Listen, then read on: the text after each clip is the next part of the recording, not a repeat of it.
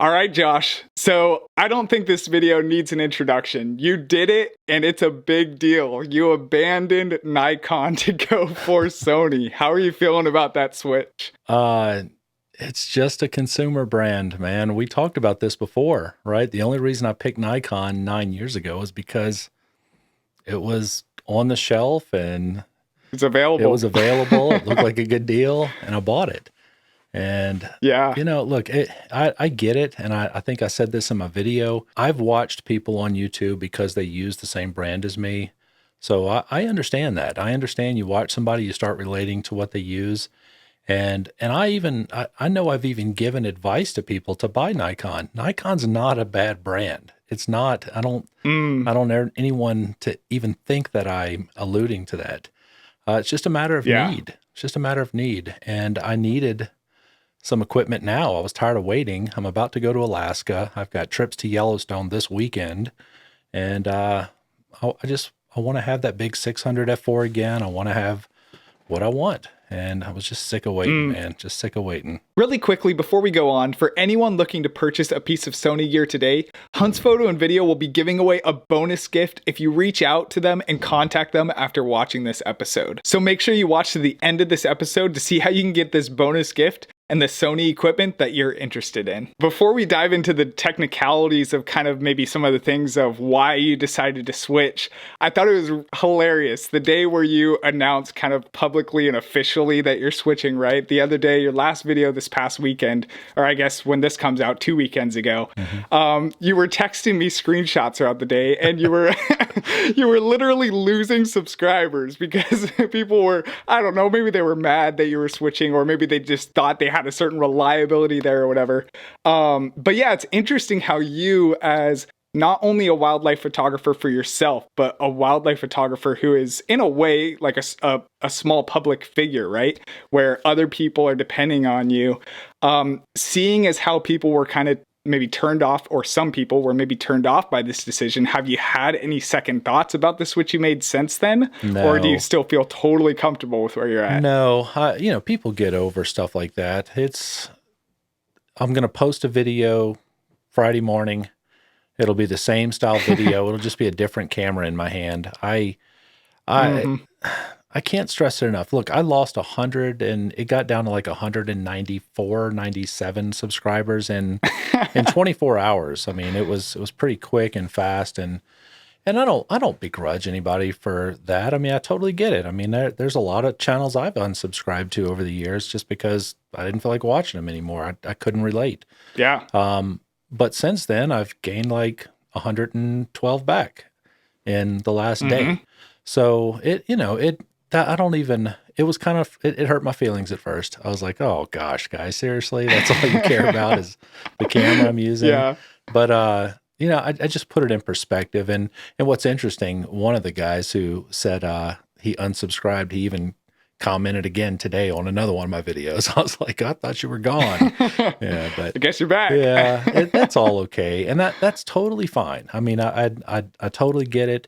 On the flip side, there were, goodness, I mean, we're approaching 1,000 comments on that video, and Wow. the majority of them are Tons of just, engagement. yeah, the Yeah. majority of them is just wonderfully nice. Hey, sounds cool. Yeah, I've been thinking Yeah. about the same thing, and they totally relate. So we're talking about a small portion of people that just, they kind of got a little upset about it. And once again, I don't blame anybody for feeling that way. It's, it's relatability, right? And relatability in photography has a lot to do with the equipment you're using. It just does. It hurt my feelings at Yeah. first, though. It did a little bit. We're not gonna lie about that. Yeah. Yeah. Let's be real. Yeah, no, that's cool. Thanks for sharing that. Talking about technicalities, your wife has been using Sony for a while. She recently, I guess a couple months ago, back into wildlife photography. You've kind of documented that journey. And you were still on Nikon. So your wife's using Sony, you're hmm using Nikon.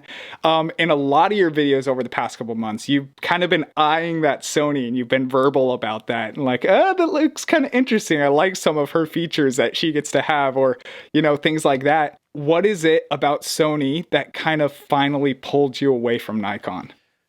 A comment I see all the time is all these YouTubers use Sony, right? I mean, you see it a lot. Why do all these YouTubers use Sony equipment? I just Mm, feel like they've put the tools in there that are made for YouTubers, right? It's the footage is easy to edit. If you're using video, it's real intuitive, right? You pick your frames per second, you pick your your bit rates, and you just hit the record button, which is great. I can put all the information up on the back of the screen, the highlights, the zebras, my focus peaking, all of that stuff's just real intuitive. And the yeah. autofocus is awesome. That's something that's kind of the elephant in the room with Nikon on their lower brand stuff. The Z9 is the Mm, first autofocus system that really caught up with the competition, and that's their flagship camera. Sony's been doing this stuff, and Canon has been doing this stuff now for going on 2 years. The stuff that Nikon's just struggling with. So I didn't make the decision mm, based on the flagship A1 and 600 f4. I made the decision based mm, on that Sony A7 IV, $2,500, and I have 90% of the performance that the Z9 has. Yeah, it doesn't have mm. 8K. I've done 8K one time, and it basically shut my computer down.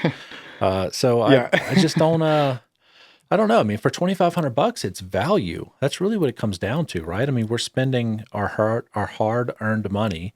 You want the most Yeah. value for your buck, and at that price point, it just makes sense, right? You get the best recording rates, you get great image quality out of it, and the autofocus is quick. You got 33 megapixels.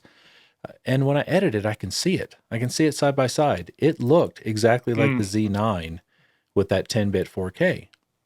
So yeah. Do you think so? You kind of already mentioned this, talking about like, I guess just objectivity versus subjectivity. But do you think that objectively Sony might be a better overall camera brand than Nikon, or do you think that like more simply it was just subjective to you, Sony is the better choice? yeah, it's all subjective, right? I mean, if we're going line by line, objectively, you got to look at your use. If I'm just a photographer, I think Nikon is just as good. I mean, there's nothing that says you need to go to Sony if all you're doing is photography, unless it's that eye Mm, autofocus system for the birds. yeah. But subjectively speaking, yeah, I mean, that's really all it is. Katie had that little A7 IV. I noticed the autofocus system was just as good as the Z9, and Yeah. it's $2,500, and I can get two of those for the price of one Z9. That's the subjective, right? I mean, that's really all it came down to. And I could replace the Nikons that I had. That's really all it is. It just wasn't. I know. The only reason I made the video, I was totally advised to just not make the video by several people, and I should have heeded their counsel. But I just got inundated with questions after that, visit out to Stanley. They all saw that big Yeah. camera. I probably had, no exaggeration, 80 Instagram messages, 80 to 100. I had Wow. 4 emails, like to my personal email. Not to mention the 100 comments in that video. Whoa, where did the Nikon Z9 go? So I just addressed it, and it wasn't as nearly a big deal to me as it was to a lot of other people. Yeah, another interesting comment you made during your video announcing that was that you didn't want to be moving backwards in your purchases. Yeah. So, in other words, Nikon doesn't have a huge lineup yet available for their Z mount lenses in wildlife photography. They're starting to grow that, but it's not what you need or what you wanted at Yeah. the moment. And I agree. I don't think that backwards purchases necessarily make sense. I mean, DSLRs are quickly beginning to lose their value, and sell back price or anything like that. And just in terms of forwards compatibility, you just want to stay compatible looking into the future, right? Do you think that, I guess, if you would have waited longer and maybe this was a couple months down the line or a year down the line where Nikon did have those lenses that you were looking for, do you think you would have stuck with Nikon, or do you do you think you still would have made that switch towards Sony largely because of like that 10-bit you were talking about or other types of features? I would have probably, if Nikon had a middle of the line camera, that had the eye autofocus and all the good stuff that the A7 IV had for $2,500 to $3,000, I would have bought it. I don't want to switch brands. I don't want to go through all that stuff. I had to meet people selling gear. I got a guy coming over in 45 minutes to come pick up another camera that I have for sale. And I don't want to deal with all that crap. I mean, it would be totally ideal if, I bought that Z9 and they happened to have a 600 f4 available, and they had two, Z6 3s or whatever it is with 24 megapixels and the new upgraded autofocus. I would have stuck with it, no problem. I've had a 100 to 400 on order for, I just realized I had it on order and I canceled it because I got an email yesterday. The Nikon 100 to 400 I've had on order for, goodness, 2 months, right?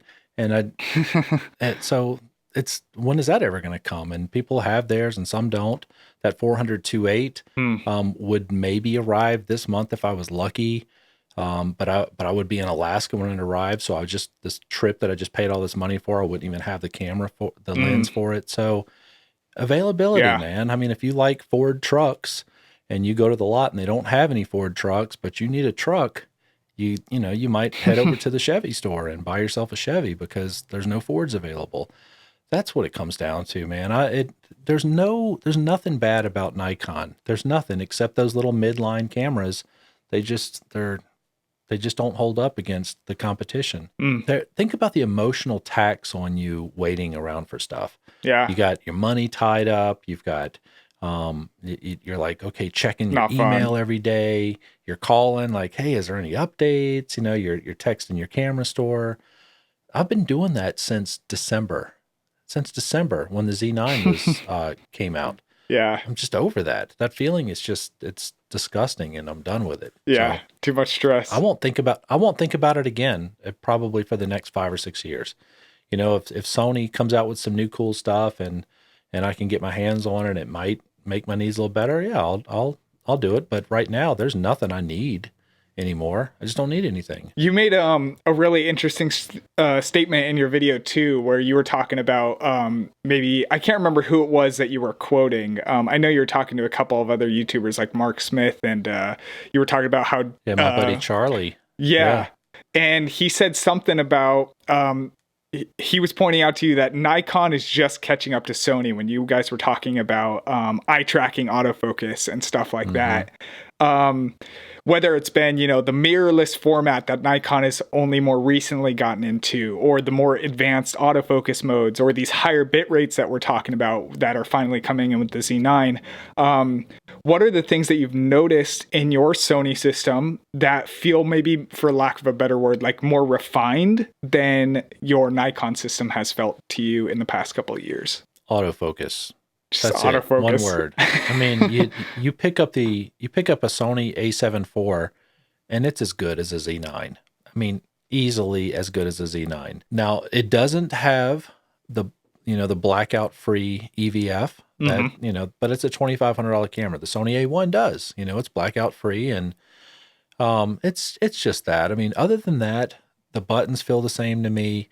You just program them a little differently. As a matter of fact, what I did is I programmed the Sony to feel exactly like the Nikon I've been using for the last 9 years. So I programmed all the little buttons, the ISO and all that stuff to be in the same spot, and it's like I'm using a Nikon. So yeah, as far as better is concerned, once again, as build quality, all that kind of good stuff, I'd probably give a slight edge to Nikon on all that. They do feel like they're a little more, it's like a leather chair compared to a patent leather chair, right? I mean, they're both decent, but that leather just feels a little more refined. And Nikon does have that. It has a little bit of a higher end kind of feel to it, but you're not thinking about that. You're just not thinking about that when a bird's buzzing around you. You're like, did it grab focus? Was I able to get the shot? And was it sharp? Yeah.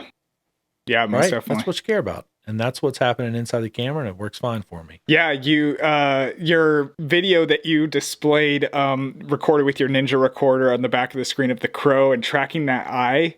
I was watching that and I was so impressed because I'm like, man, I know that a crow eye is not easy to track because it's all black on black. Black on black. It's picking out that eye Notice there. Both birds I showed on there. I did that on purpose, hoping somebody would pick that out. Both birds I showed were black spotted heads toey, with black eyes. Yeah. Yeah, the spotted towhee and that crow. Yeah. And I've got plenty of, stuff with birds where it was nice and easy, and I was going to show that, but I was like, oh, this is This is the impressive. good stuff. Yeah. Yeah, that's the $2,500 camera Yeah. with Incredible. 33 megapixels. Incredible. So who doesn't want that, right? And it does 10 frames per second. Yeah. 20 frames is fantastic, I know, but 10 frames for $2,500, that was a $2,500 camera. That's my whole point. Yeah, that's too easy. That's crazy. And yeah, I mean, generally too, I feel like your frame rate's like, yeah, it's nice to get it up to even 15 and 20 sometimes, but 10 is like, in most scenarios, you're not necessarily looking for more than 10, So that's a great amount. Were there any things... I remember when it was a huge deal when they got to 7 and 8 frames per second. Yeah. With those top of the line DSLRs. And then when the the D500 from Nikon did 10 frames per second, everybody's like, that's the greatest thing ever. And now they're like, oh, 10 frames per second, whatever. That's nothing. That's stupid. Yeah. But yeah, that was 4 years ago. That was, that's electronics though. Yeah. I honestly think there's cameras out there that are being tested, and this is me making crap up, so I don't know if this is true or not. Conspiracy Josh here. Yeah. Yeah. There's stuff being tested right now. I bet you there's sensors out there that already can, I don't know the terminology, but they can do whatever we want. If we want to do 80 frames per second, if you want to do 120 frames per second, 240 frames per second, they can do it. Mm-hmm. But it's bad business, right? Yep. Don't just throw that out there. Yep. For 2 years, let people use 120 frames per second and let's see how they like it. Yeah. And then you've sold out all that product. You get ready to retool your factory. Let's go ahead and throw this next sensor that we have in it that does 240 frames per second. That's all they're doing, and you can't blame them, right? I mean, that's just what you do. Yeah. So I recognize that when I see new stuff come out. I'm like, oh yeah, here we go. Yeah. They're just trying to get more of our money, which can't blame them. They're businesses. That's what they do. That's what I would do. But yeah, the technology's there. Most definitely. I think that was on our last podcast we had together where I was talking with you about that, like the sustainability model of a business. You don't want to be releasing all those tech upgrades too quick, because especially in the tech world, it's so like, I mean, and it makes sense too, even when you look at it, right? Like it was so funny, like as soon as like, I don't remember which camera came first, but I remember that like around the time where the Canon R5 was being released, the Nikon Z6 and the Sony, the time I think it was like A7 IV something, they were all being released, and like within just months of each other, they all had the same exact features. Like every camera brand was putting out the same stuff, and they've had it sitting in their closet for forever. But when they found out, like, oh no, this camera brand's releasing that, we have to match it, then they were there ready to match it. So that's exactly right. Yeah. That's exactly right. And so what was that? The R5 was kind of the first one, right? At 45 megapixels and at 20 frames per second. Yeah. And so I was like, all right, here you go. Here's 50 megapixels at 30 frames per second. Yeah. And then Nikon took a year later. They finally came out with one. But but by that time, so many people had left and they're like, who cares? Whatever. Yeah, you got 45 megapixels and eye tracking. I've had that for a year now. But yeah, you're exactly right. Sustainability, you've got to be careful how much tech you release. Yeah. It's that simple. Most definitely. So I'm curious, we've talked about a lot of the pros of why you've switched to Sony. Are there any things about Sony prior to your purchase, or even just in observing your wife's Sony experience or anything like that, or your experience with her camera or whatever it may be, were there any things that you noticed about Sony prior to purchasing it that made you maybe hesitate about purchasing a Sony camera, or have you felt just completely 100% comfortable with that purchase? No, I mean, there's a couple of things. I'm actually, every time I go out, I make little notes, and I'm going to make a video called "If I Could Design the Perfect Camera," because I've used the R5 now. I've used I have the A1, I had the Z9. There's little things that, like for instance, in video mode, there is no eye tracking for birds or animals. So I've got to physically put the little piece, whatever you call it, the focus box on the subject I want. Like, why couldn't they just move that eye tracking over into video? That would be great. Canon does it. Canon has it in their R5. They're doing eye tracking in video. I don't. One thing I absolutely loved about Nikon is the flip switch for video to Yeah. You know, to Photos. photo. And then as soon as I flip back to photo, it stops the recording and you're good to go. I have to physically, and it sounds like a little thing, but I have to physically take my hand, put it on top of the camera, Turn it. kind of look at it, Yeah. swap, you know. I'm starting to build up a little muscle memory with that. I don't like it though. It's not my favorite thing. Another thing that Sony, this might be a thing I can program and I don't know it yet, but to zoom in to autofocus, it's the same back button autofocus. Wait, let me rephrase that. When I take a shot and I'm reviewing an image and I want to zoom into it, it's the same button as my back button autofocus. So I zoom in and I roll the little wheel to zoom in and out. Well, then I see a bird and I turn over to it and I go to press my back button focus and all it does is zoom in more to the picture I was just reviewing. So I've got to remember to hit the front button first, then the back button. So there's little bitty things like that, and I can program it out. I'm sure I can. I just haven't given it much thought yet. So there are little nuances that aren't the greatest. Weather sealing, I look at like where you open the battery and the memory card doors. The Nikons have more weather sealing, and that makes you feel a little better. I've got that 600 f4, and I look around at the weather sealing on the 600 f4 compared to just, you know, the 105 macro I had from the Nikon. The Nikon looks like it has better weather sealing. So there's little things like that. And like I said, it's conjecture. It's little things to argue about. And, you know, I don't even have the whole answer about it. It's just points. It's just stuff to nitpick. But you forget all about that when you throw that camera up and it grabs the subject and it tracks it. It's made it worth it for you, yeah. You forget all about it. You don't even think about it anymore. So you're telling me we can expect a Bayou Josh branded camera soon coming up, right? Wouldn't that be the day? Oh man, I wish people would listen to me, because you know you can have all the features in the world inside of it, but if there's these little nuances about it that just don't, you know, aren't intuitive. You know, it puts you off a little bit. But I'm real good friends with a guy who's been with Sony for a long time, and we were out shooting Osprey the other day, and he said, you know, I've come up with the brand. He said, I've seen huge improvements. It's like everything we talk about in the forums, there's somebody from Sony writing it down.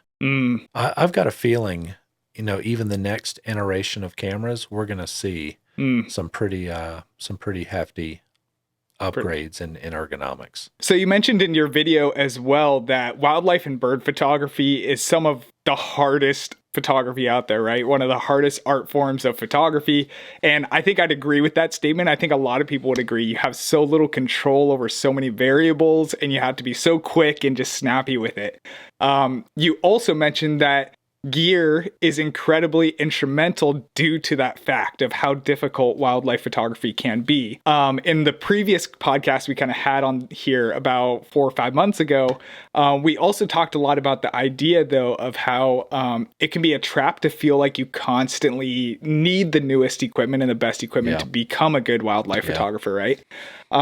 So all in all, this is a really difficult balance, I think. I think both points of view that you point out are incredibly valid. I think that they both have a lot of weight to them. What do you think this balance is between these two extremes of getting the best gear so that you can enjoy your hobby even more versus just learning to kind of enjoy what you have currently? I am of the belief that if you have the means, do it, right? Because having the best gear is enjoyable. It really is. You don't have to think about anything else. You don't have to have that thought like, man, if I only had a Nikon Z9, I would have got that shot. So if you have the means, you know, get the best thing. And I would say the same thing for scuba divers. I'd say the same thing for skydivers. I'd say the same thing for guys that are racing motorbikes, right? Get the best you can afford, because let's be real. I mean, it's better, right? The more money you spend, usually the better equipment you get. On the flip side, you know, if I was in a pickle or if I was in a situation where it was a financial decision, you know, I mean, I think glass is number one most important. You know, buy the most expensive glass you can. I think autofocus is important and frame rate's important, but I would say adjust your shooting style based on the type of equipment that you have. Like That's a good if I one. have something that only shoots 3 frames per second and it doesn't track the subject very well, I'm not going to spend a lot of time trying to photograph small birds in flight because I would just be Yeah. mad with myself all day. What I would do instead is I would photograph egrets and heron and, larger birds that I can get in focus, and I would do as the most beautiful portrait shots I could do. And Yeah. don't torture yourself by looking at, pictures of a guy that has a, a Z9 with a 400 millimeter 2.8, because he's going to get some pretty amazing bird and flight shots that you just can't get because you don't have the technology. The stuff I'm buying now at 47 compared to what I was buying at 37. I mean, at 37, I couldn't even think about affording some of the stuff I have now. And then at 27, I could barely pay my cable bill. You know what I mean? So it was like, it's seasons of life, Jeremy. That's really it. And as you enter different phases and life conditions change, you can start considering how much you're going to spend on your hobby, regardless of what your hobby is. So I'm in a position right now where I can buy a 600 f4 and a Sony A1. And I make free video content for people to enjoy. And hopefully you enjoy the content regardless of the camera that I have. That's what it comes down to. Yeah. I hope that answers the question. Little slap to all those out there that unsubscribe just because of that. No. Yeah, no, that's great stuff. If your gear purchases are causing you a lot more stress in your life because of those financial burdens, like it's probably not worth it at the end of the day. Whereas, you shouldn't be doing that. Yeah, if you have the money, then it does make your life maybe a little bit more enjoyable or a little bit more fun. So that's some good stuff. So here's the big question that I want to ring out on. Was this switch worth the dollars, the thousands of dollars most likely that you've lost in the process of maybe just reselling, your new equipment to now used equipment or whatever it was? And was it worth it? And why would that be? Yes or no? I didn't do too bad. I mean, the Nikon Z9 is still extremely popular, right? So I got my money back out of it. I sold it to somebody what I paid for it. That little PF I sold to a friend, and I gave him a good guy discount. So I knew I was going to lose a little money on that. I don't know. I just didn't think that much about it. I mean, I don't want to sound smug, but I knew it was going to be an ordeal. Sometimes I just want to get rid of it and don't want to be bothered with the burden of dealing with people and selling it. So a little piece of me was just like, send it all to KEH or Hunts or something and let them figure out how to sell it. So, it's been worth it, right? But like I said, the peace of mind for me is not, do I have the best piece of equipment? It's, do I have what works for me right now when I need it for my trip to Alaska, for Yellowstone this weekend, for, you know what I'm saying? So it's been worth it. It's been worth it because I cannot reiterate. I cannot say this enough. I'm done for a while, right? I won't have to think about this for a good long time. Yeah. That's nice. That's nice. Yeah. That's cool. Well, thanks for coming on, Josh. As always, it's great having you on, and I appreciate you sharing all your thoughts. They're always some valuable things. I mean, you have such a good and relatively solid and consistent following because you have lots of cool thoughts and valuable thoughts that a lot of people think about, but maybe just aren't willing to talk about or verbalize. And so I love getting to hear the things that you're sharing and think they're really valuable. So I look forward to seeing what you capture with your new Sony setup, what you get to capture in Alaska on that trip, and all the amazing things you'll continue to create and the amazing stories you'll get to continue to tell. Well, I appreciate it, Jeremy. You're a good friend, and I absolutely love your content. Keep it coming. So thank you as always. And look, anytime, just give me a call if you want to have a conversation. Let's just do it. It's fun times. Josh has an awesome channel filled with amazing stories and great information. I'd highly recommend going to check out his channel and subscribing to see more of his content. If you're interested in getting any Sony gear, I'd encourage you to connect with my representative in the description below and send him an email. Hunt's Photo and Video is a super friendly and quality camera shop that both Josh and I use for a lot of our gear needs. If you reach out to my personal representative to buy Sony gear, let no one know that I sent you from this video, and they're doing a special and throwing in a bonus gift, which is super cool. Thanks for watching, and I'll see you guys in the next episode.